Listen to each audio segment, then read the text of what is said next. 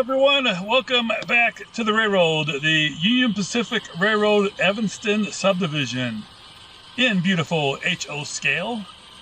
My name is Daryl Cruz, owner and builder of the layout and your host for episode 20 of season 2023.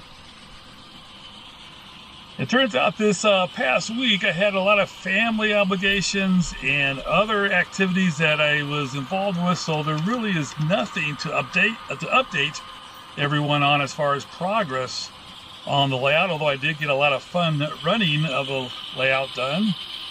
But no real updates on the layout for this week, so I thought it would be a good idea to do a complete overview of the layout. It's been a while since I have done that, and there's been a lot of progress that has been made over the last few months, and definitely since the last complete overview.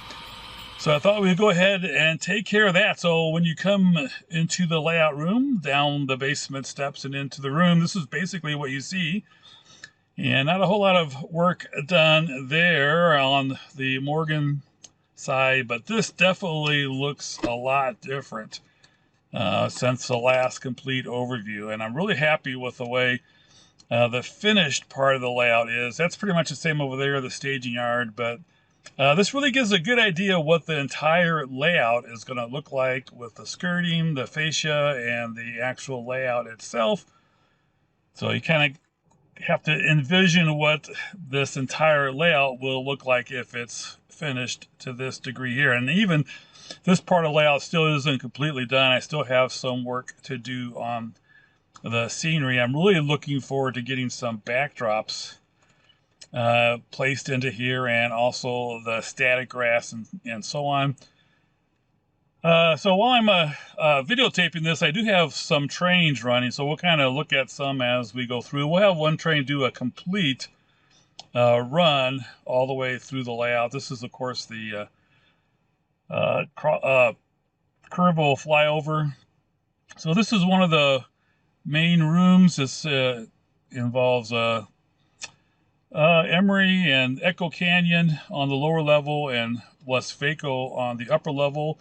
Since the last overview, I did get this platform here, which is very beneficial for doing operations at Westvaco. Also gives a good view of the entire layout. The area there to the right is the Wholesome Cement and Devil's Slide.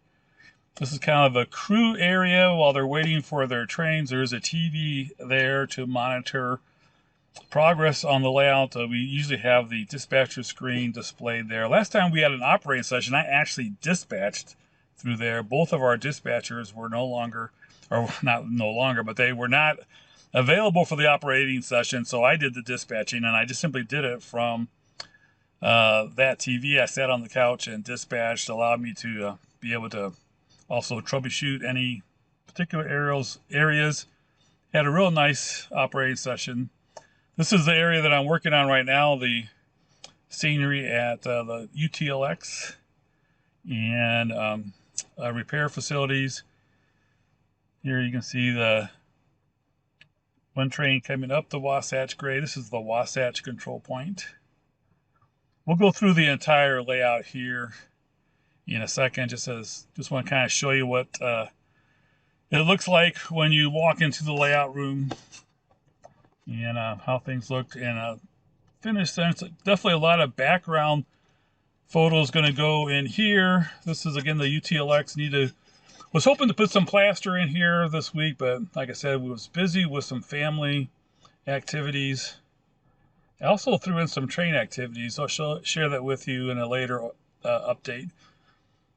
But this is the Evanston Yard area on the lower level, and then the easternmost run of the layout just outside of Green River on the upper level. The entire layout has a complete run of about 590 feet.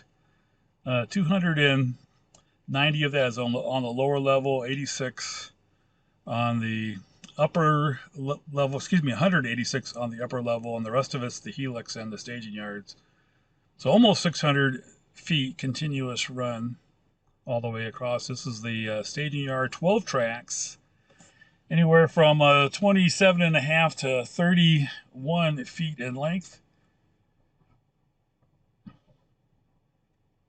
And as you notice, there's not any, narrow aisle spaces at all. Definitely a lot of room to walk around. It's not cramped at all. Very open. That's definitely one of the things I want to make sure I put into the design. I do have some shelves here that I use for different tools that I use quite often. My soldering iron, drills, tripod, things like that. This is my programming track that I got from Lombard Hobbies, and on the programming track is my latest locomotive. It's a Norfolk Southern repaint of a UP rebuild. That's the programming track available through Lombard Hobbies. Got the locomotive from Lombard Hobbies, also only $174 at Lombard Hobbies. It's a Walthers mainline. Haven't run it too much yet, but it's a repainted Norfolk Southern. Now, here we are at the West Staging Yard, and this represents Ogden and Riverdale and points west of the Evanston sub.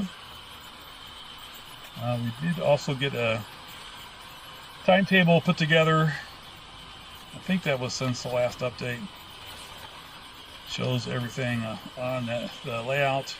This is the list of trains that we have going. I did a cab ride video that was pushed by this train. So this is going to be the same train as the cab ride video, but it's going to be showing it from the outside. When you come from the staging yard, you go first of all to the control point Morgan. And then from there, I don't have all the mileposts figured out here. I'll say them out as I come across them. And then we have the town of Morgan. Still need to put the backdrop in there. It's going to be a curved masonite backdrop, and then probably a printed poster background on there. I'm going to try and get some pictures of Morgan itself. And there's some really beautiful mountains outside of Morgan, back behind Morgan. So I'm going to try and get some pictures of that and put that on the backdrop, so it looks like the mountains in Utah behind Morgan. So from Morgan, we're traveling through or up to the Weber River Valley and Weber River Canyon. So there's actually two canyons on this layout on the Evanston sub. One is the Weber River Canyon, and the main line runs across the Weber River a number of times. I'm not sure how often it does on the prototype. It does it 3 times here on the layout. It just crossed the Weber River there, and then it's going into the Taggart tunnels. This is going to be the Taggart Mountain through here, and there'll be 2 tunnels for the Taggart Mountain, and it will come out of the Taggart tunnels and then across the bridges, which is very hopefully follow the prototype as much as possible. These will be through truss bridges, and there across the Weber River there. Along this area here is going to be Devil's Slide in the way back of this area here, and then there's also going to be the Weber River is going to go through there, as well as Interstate 84. So they're going to cram a lot of stuff into there. Hopefully it all fits. Notice we do have a train running above. We do have a green light here as we come up to the Devil's Slide control point, or control point Devil's Slide, however you want to say it. And there is a siding there for Devil's Slide and for the Wholesome Cement. You can see the spur running from the siding there at Devil's Slide, and it goes across the Weber River yet again for a 3rd time. Also going to be a through truss bridge here, and then there's also going to be bridges for the road. There's a road that goes under the railroad tracks and then over the Weber River towards Wholesome Cement, and then there's also the spur will go across the Weber River, and then Wholesome Cement will be right there. And then from Wholesome Cement, we make a transition as we enter. This will be the town of Echo, which does have a population of 65. We make a transition from the Weber River Valley to the Echo Canyon. So you have the Weber River Canyon, and now we are in the Echo Canyon. And it makes a difference. There is a significance to those two different canyons because the rock color changes. For the Weber River Valley, it's mostly gray rock, and then now we have a reddish rock. The rock here in the Echo Canyon is more of a orangish, yellowish, red rock. And then when we get further up the canyon and up the grade, it changes into a more of a red rust color.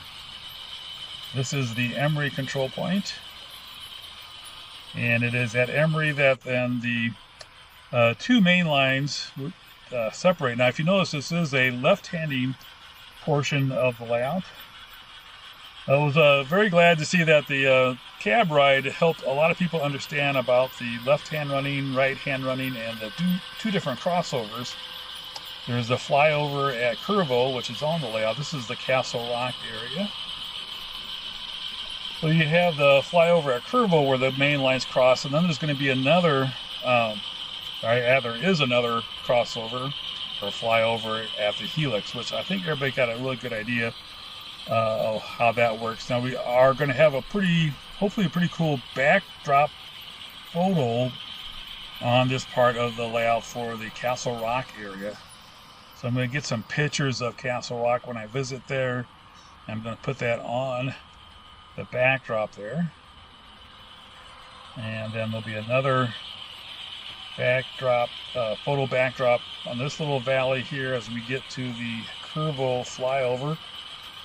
This is on the since we're going to upgrade, they use the modern main line, which has a grade of 1.14%, and we go under the original main line, which has a grade of 1.7%. So that is used for downgrade, downhill trains. Modern main line is used for upgrade, going up the mountain, which is the one that we're on right now. As you can see, the rock color gets to be more of a reddish color here, wherever there's a cut that the railroad made. It's more of a reddish color. Here we can see one coming downgrade on the original main line, and then our train is coming upgrade on the modern main line. This one thing I really like about the way this layout is coming out. You have the two different elevations, and then the main lines separated from each other. And then as we continue upgrade, you can see that the two main lines come back together.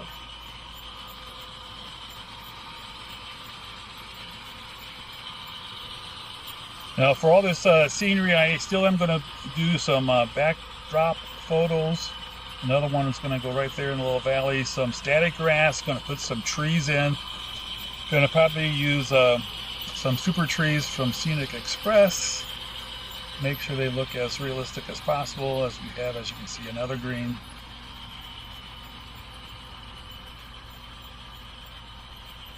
And then we come into the area that's getting some progress right now, which is the UTLX. This is the summit of the Wasatch grade. There is the ultimate summit is at Aspen. So it comes up at this summit here, goes downgrade. Then as it goes through Evanston, it goes back upgrade as it goes towards Aspen. This is going to be the UTLX repair facility right here.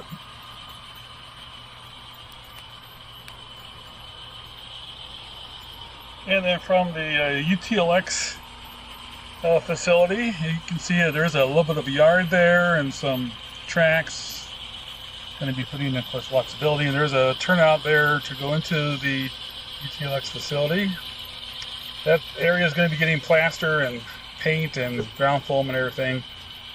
Then from the UTLX facility, we continue eastward And we come into the Evanston yard area. You can see the engine facilities as well as the switching lead. This is the control point for entering from the main line into the Evanston yard.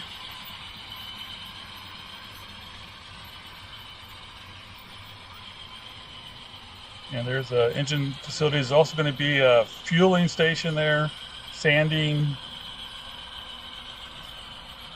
And then we have a 7-track yard.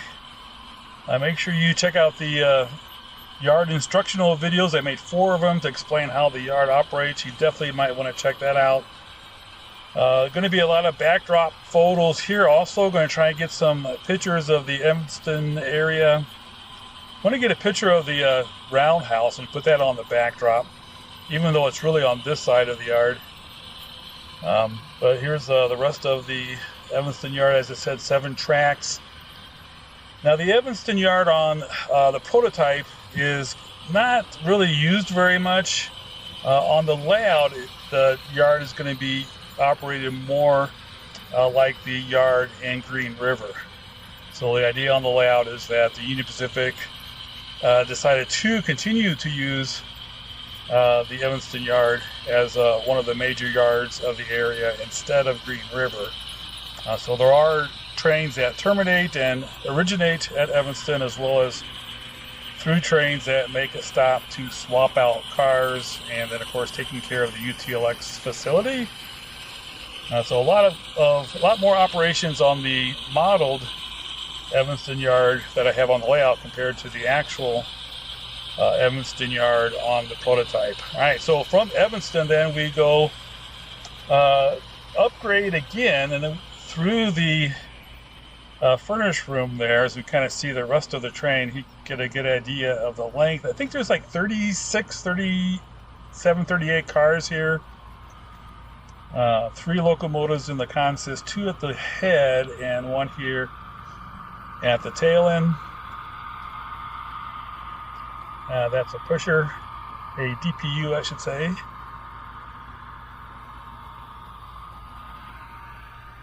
And there you have the lead track, or switched lead, or the drill track for the west end of the Evanston yard. And then we make the transition. The operator's got to walk over to this other end here. We make the transition from the lower level to the upper level. So as you can see, we're now at the upper level, and we are still going upgrade. So this comes to kind of like a second summit at the Aspen Tunnels. On the prototype, the Aspen Tunnels is the absolute highest elevation of the Evanston sub. So on the layout, it does continue upgrade up to the Aspen Tunnels there. And then it levels off and comes downgrade just a bit. But to accommodate the layout and the lower level, after we come to the Aspen control point here, then the layout continues to go upgrade to stay above the lower level sufficiently, even though on the prototype, the Aspen Tunnels is the ultimate summit of the subdivision. So we are at control point Aspen. You can see there milepost 900. We do have a train on the lower level. It's kind of fun to watch both trains. And actually, we can see 4 trains actually come at the same time here. It happens every once in a while when I'm running 4 trains to get them all meeting each other at the same section of the layout, or the layout room. So the upper level is having a meet. Now you notice the upper level is right-hand running because we went over the curval crossover. Lower level is left-hand running because it's on the eastward side of the curval flyover. So we have right-hand running on the upper level, left-hand running on the lower level. Now there is going to be more backdrop here. The backdrop will be high enough to hide the window there. And the upper level is mostly 10 inches wide, and I'm going to have photo backdrops throughout. When I go up to Evanston, I'm basically going to be taking a lot of pictures of trains, but I'm going to be taking even more pictures of the landscape. I'm actually blowing the horn, it looks like, for this crossing. I missed a bunch of them already. Now for me, this is just a little bit below eye level here at Granger. Now Granger, I don't have the turnout and the track in yet for the Pocatello sub, but I do have the signal bridge here. There are actually two of these 3 masked signal bridges at Granger. I just have one of them here. There will be a turnout there inside the control point that will then lead off into the Pocatello sub. Now in prototype, there's a 3 light or 3 mast signal bridge on this end also, but my junction with the Pocatello sub is much simpler than the one on the prototype, which has a Y and all kinds of passing tracks and things like that. And it's a little bit wider in Granger, so there will be some room there for some buildings. And I'm going to take a lot of pictures when I'm in Granger so I can make sure I get some of the buildings put in there. But then here we go back to a 10-inch wide. And it's just flat. This can be pretty easy to see. The main thing is going to be getting the backdrop photo just right. That is the switcher for the West Vaco mine and plant. So here the bench work gets a little bit wider again. We have room for the West Vaco, a couple of tracks for empties in, loads out, and then a loading track and some storage tracks. There's going to be an oil loading facility there also. And then this is the plant itself. There'll be a lot of conveyor belts going back and forth between all the different things. And then here we come to the West Vaco control point, and as you can see, we're back to 10-inch wide. And again, this would be a lot of photo backdrops for the upper level.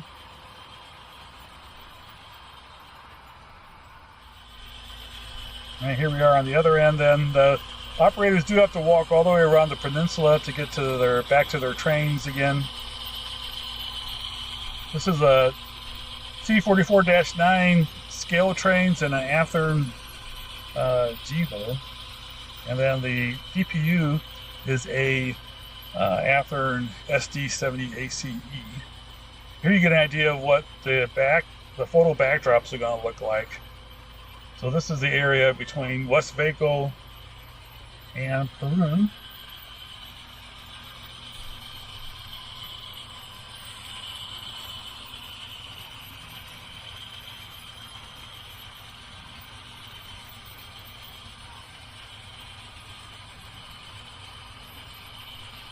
Definitely is a layout for running long trains, and they definitely look great on the curves and then also on the straightaways.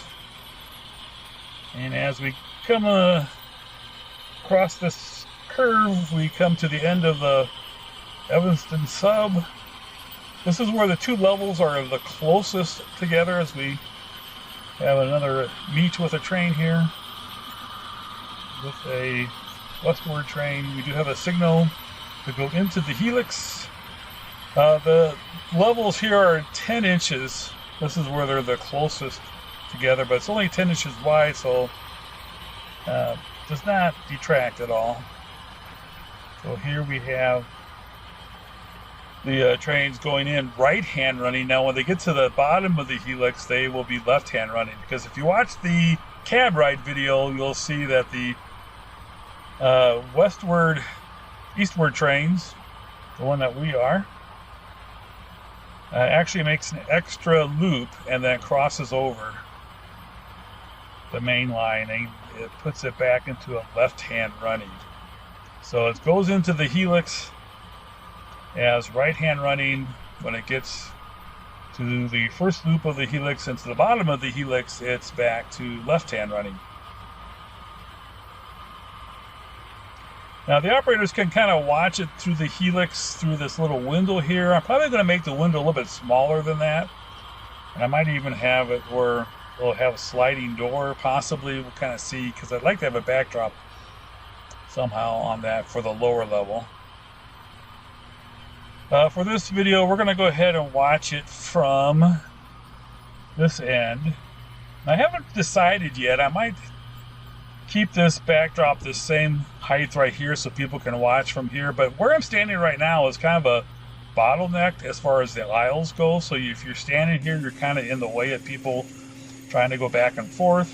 Now you may have noticed, by the way, that I went to double time. So it's going twice as fast as it's going on the helix. So it's not going that fast in actuality. I have it running at about 25 scale miles per hour. So right now it's probably going about 50, 55 scale miles per hour. So it's going pretty good.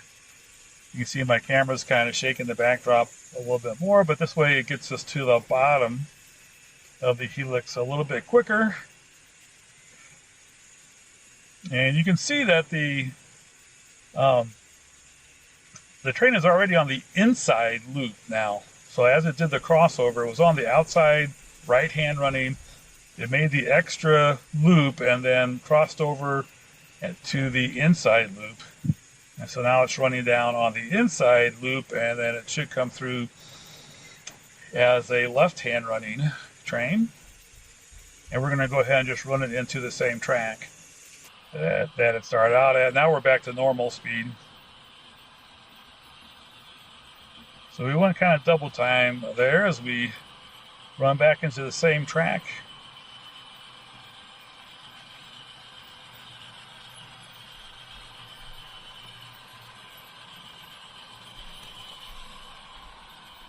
And I'm not sure if I'm going to keep it at that height. I might put the backdrop all the way up and not let people look there to check it out. There's a mirror also that people can use to see the staging yard on this side. It's actually worked out pretty good, although I have had requests for a monitor.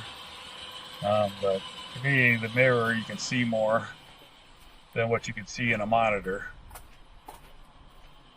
All right, and then we come back to where we started.